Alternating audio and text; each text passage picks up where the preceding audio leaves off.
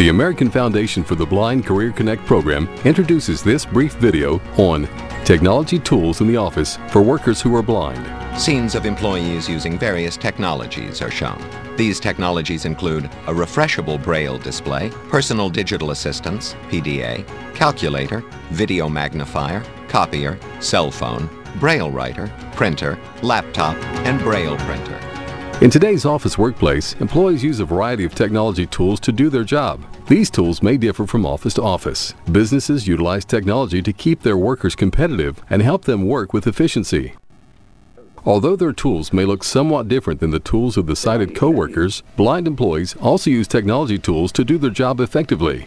What I'm doing is checking my email messages that are in for the first time in my inbox for today. And actually I just replied to another email message from a person who had sent me some PowerPoint slides. Jill Noble works as an information technology specialist at NASA, the National Aeronautics and Space Administration. I work with a variety of technology, old and new, or newer, the newer technology. Jill's computer is made accessible through a refreshable Braille display. The computer can also speak to her as she sends and receives information.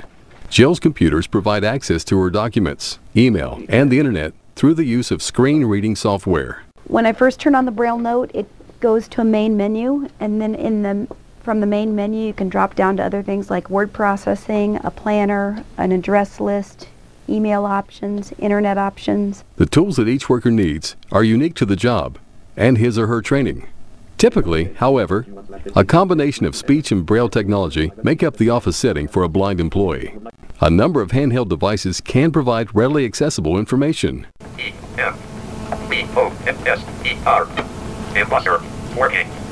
Definition. It's 10:38 a.m. Today, clocks, dictionaries, calculators, and even PDAs can talk to their users, and some have Braille displays as well, making them useful tools for blind workers.